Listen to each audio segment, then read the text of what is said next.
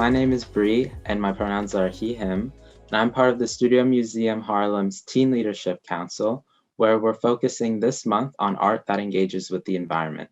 We have the privilege of speaking with Jordan Weber, a Des Moines, Iowa-based artist, activist, and environmentalist whose work addresses issues of environmental justice and inner city communities with a focus on the Midwest. Welcome, Jordan. Hi, Jordan. Hi, Jordan. Hey guys, it's great to be here. Great to have you. Okay, so hi, Jordan. My name is Shaya. I use she, her pronouns. And yeah, we're just really excited to have you here today because, Earth Day is coming up and we were all just really inspired by the work that you do. And as you might know, everyone in the Teen Leadership Council is near the East Coast. So personally, I've never been to the Midwest before. So I was just wondering, what is it like growing up in Des Moines, Iowa? And how has that shaped you as an artist? Yeah, Jordan, he, him. I'm currently in Des Moines, in between Des Moines and Minneapolis. But Des Moines is not like the rest of Iowa.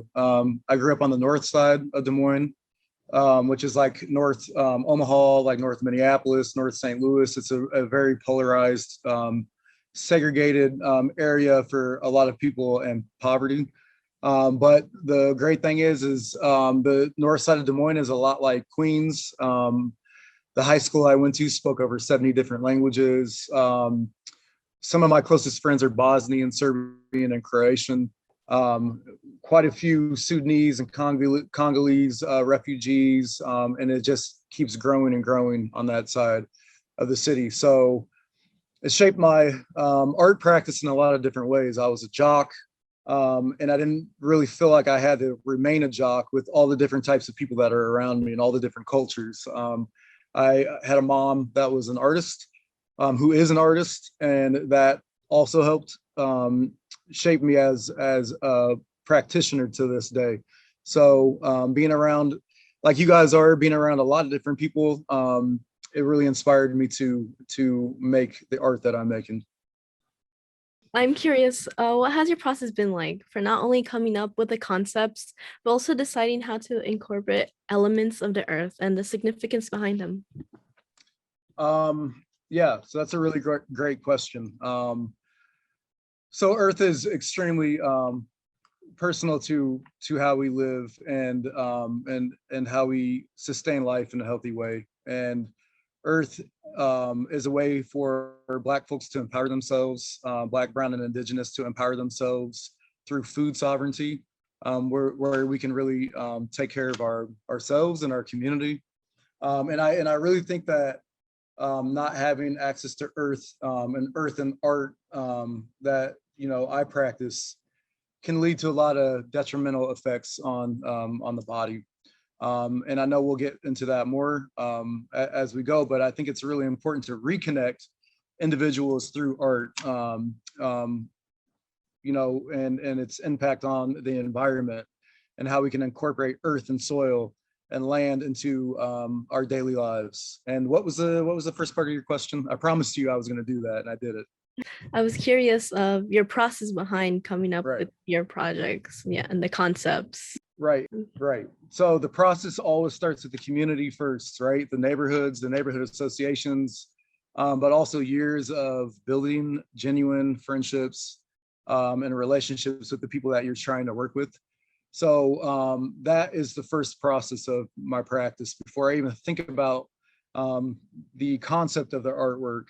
I'm building that process with the people that are going to be impacted by that artwork first and foremost, and then we make the work together. It's an inclusive practice.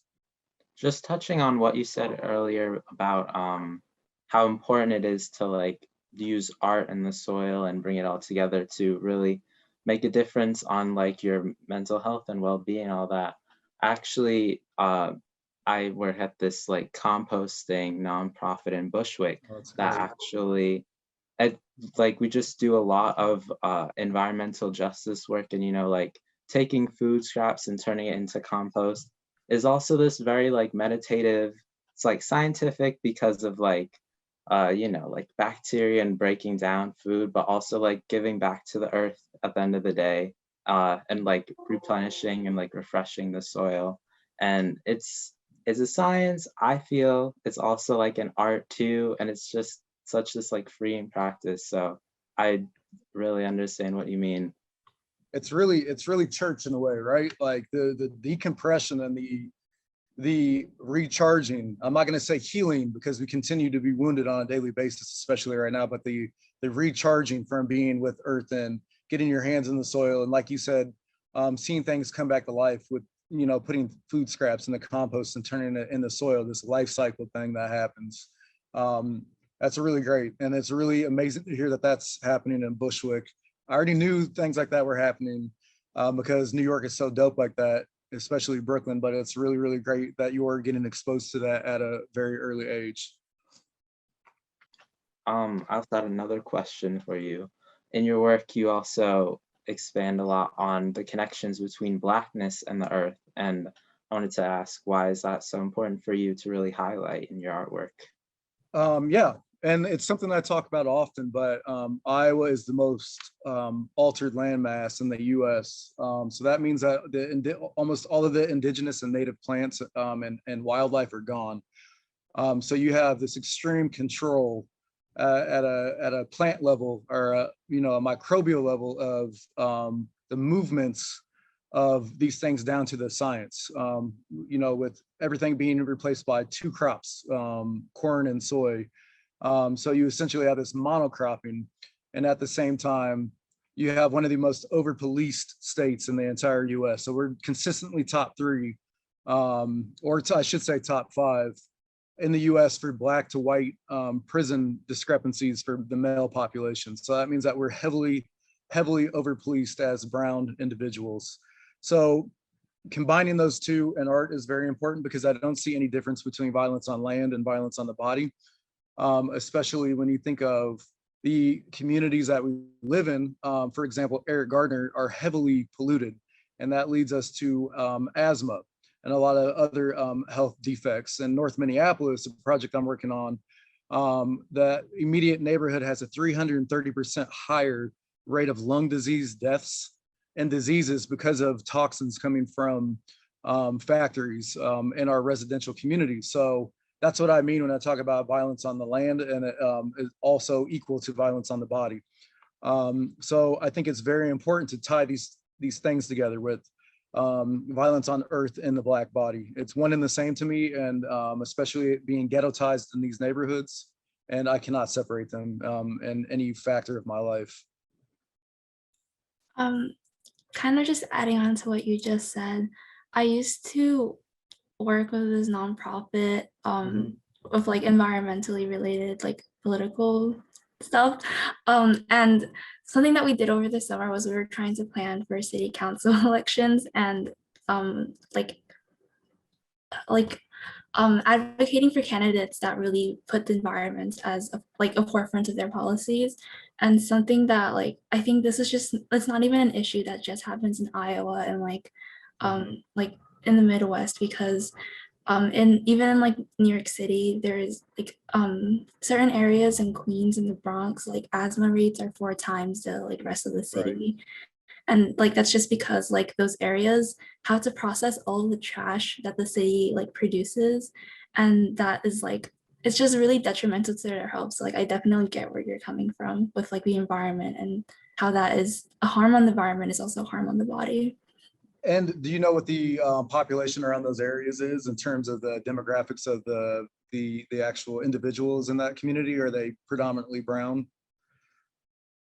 And it's the same in every state. You can go to every state. There's a really famous book called Dumping in the Dixie, and it speaks on the history of environmental degradation and how it is first and foremost impacts the body of color in the U.S.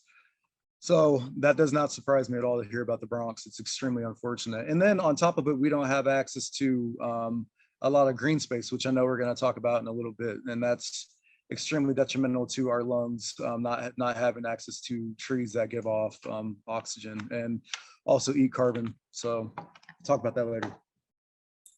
I'm sorry, it's not even just the environment harms us, we also harm the environment. And so true. I know that a lot of areas in the United States are just they're not even farms, they're just like cow farms. And Right. like that puts so much harm into the environment, and like along with like the mass like pollution that comes from like the cities, it's just really bad. And we talked about that a little bit earlier too. You remember we were talking about the nitrates and all that and the herbicides and the pesticides that come from Iowa and Ohio and Indiana and Minnesota and Nebraska, and they leach into the Mississippi and go straight to the Gulf of Mexico. So yeah, all these things are so international, but at a national level, you know, every little bit seems to tie in and degrade the environment in a different way, and it all again, I think relates specifically to the harm that it's causing on our bodies as well. So it'd be nice if we had enough time to go city by city, because there's a great example in each city of how it's destroying the environment and the body.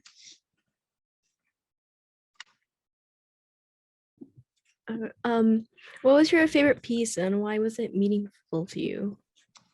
Yeah, so I want to talk about David Hammond's again, but we won't. We'll talk about my work. But it's the 4MX greenhouse in Omaha, which is a greenhouse built on Malcolm X's birth site. And that project is still going. I actually just got a creative capital grant, 6 months ago to really bump up the outcome of that project because it's been stalled with COVID. But that land is so sacred for so many different Black individuals, but it's very sacred for the Omaha and Ponca tribe members in that area as well. Before it was a neighborhood, you know, with houses and streets and streetlights and all that. There were earth homes that used to sit up on the ridge of that location. And now, after the city tore down essentially all the houses in that area, it sits on 14 acres of land. And those 14 acres of land, when you're there, have an energy to it that you just really can't explain. And maybe it's psychosomatic because we know Malcolm X is from there, but there's just something about that site that every time I go there, it's one of the most special experiences to work on in an artwork continually. And it's been about 7 or 8 years working on that same project now. And I feel like it's going to be a lot more than that. It's not going anywhere. Could I ask, what do you think you want to leave on your community in Iowa after all of this work?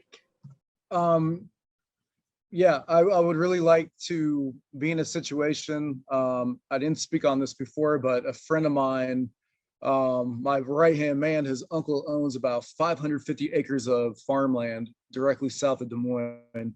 And he's one of the largest Black owners of land and owners of farmland in Iowa. But it's 30 minutes away from Des Moines. And I would really like to be in a situation where much like Rick Lowe and Houston with Project Row Houses bought houses. I would like to be in that same situation, but with land inside the city with vacant lots, so we can re-engage with nature, re-engage with the earth, start thinking about land and food sovereignty on a much deeper and more sustainable level, and how that would tie into our social justice movements right now. So that's what I would really like to leave behind, is just you know, a lot of land acquisition for Black, brown, and indigenous individuals. Just as a follow-up question, why do you choose to work on your art with your community instead of like make it by yourself? I think that's the only way that feels right. I mean, I've spent a lot of years doing studio work, and after the you know, going down to the protest in Ferguson in 2014, not phase 1, it was phase 2. So it was the second weekend of the intensity of the protests down there. I really realized that a lot of my time was being spent on 2D works, and there was a lack of direct action in that work. And that direct action in that work was almost felt stifling once I experienced the camaraderie with everybody down in Ferguson. And I think that was one of the points where I knew that I had to reach out to my community at a much deeper level in my art practice.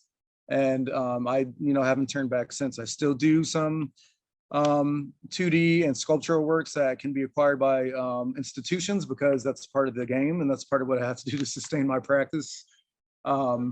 But that community level, there's nothing better than that when you're making something with a community that's being oppressed, and you're helping them and they're helping you at the same time. There's nothing better than that. Yeah, I couldn't agree more. I feel like so much art is a lot of it like in museums or galleries. It's so like isolated and contained away from like people that maybe like don't go to museums, don't go to galleries. It's like you get into like the selling and buying aspect, and it's very disconnected from like the artist and also like the people that come to see it. But like making your artwork and like dedicating your work to the community is like so refreshing and so important, and really like creates like so much change in so many more ways than just like making a nice picture and like putting it up on a wall. And I really admire that. That fills my heart, Bree. I really appreciate that, because as we see, at a lot of our museums and our institutions, we really have to do a lot more than put Black, brown, and Indigenous bodies on the wall in the institutions. Like, we really have to focus on how we're going to impact those communities that we're speaking on in these isolated white cubes, right? So the most important thing I think we need to do and continue to do is put institutions feet to the fire, for lack of a better term, to really push in funding and push in resources to allow us to do that same type of artwork, but out in our communities. And I don't think there's anything more impactful than that for an institution. And I think institutions are really waking up to that. Not necessarily because they want to, all of them, but a lot of them know that they have to survive at this point. So it's a really great kind of revolutionary aspect of working with institutions right now. It's like, having directors and senior curators come out to sites and put their hands in the soil with us to make something. I think that's very important, and that's actually happening right now. So I also agree with what you're saying, Bree, and I appreciate the flowers you just gave me. That was beautiful. Of course, of course. And just as a closing question, for young people that maybe don't have a lot of access to green spaces, a lot of people could live in the cities, or don't have the power to necessarily create sweeping societal change, what do you suggest for them to do to continue the fight for environmental justice, societal justice, and make some tangible change? I really think it's important I have a background of, being a graffiti writer, and I shouldn't even say that because I was very at the beginning stages of being put on, but I was out getting up quite a bit. And that with street art really led me to the work of Ron Finley out in Crenshaw's Gangster Gardening. He has this phrase, you're not gangster unless you garden. And a huge movement of his is just creating gardens and green spaces wherever you're at. And he's a very close friend of mine, and we've collaborated on a couple projects now. But one of the main things I've learned from him is that even if in a place like New York, where you don't have access to vacant lots because of the premium of space, you can really get a crew together and get cheap supplies like soil and earth, soil and water and seeds, and create your own green spaces, hopefully maybe on rooftops, right? With greenhouses or raised beds. There's all these different things that I feel like you can do if you don't feel like you're in a position to really make movements. Those movements, I think, build on themselves. So if you're young, if you're in 10th grade like you guys are, it's such a great time to just start doing things like that. Like have a gardening clique, right? Like a green space crew, a crew that builds and grows green spaces for decompression. And we talk about healing, that I said I didn't agree with that term anymore because we're wounded every single day. I just think it's very important to immediately start doing these things as young people, so you know how to decompress and gain strength on your own and with your people in your own spaces. So I would just encourage people to not do illegal things, because I can't do that, but do things that that are right for you and are right for your body and right for your mental state. We know that that's first and foremost, especially right now. And I wanted to say that earlier. First and foremost, the physical healing aspect that we keep talk about, but I wanted to give a little bit of time to Adam Toledo and Dante Wright, who we've lost in the past 2 weeks. And obviously the George Floyd case that's going on right now. So we are being extremely traumatized right now. And I think that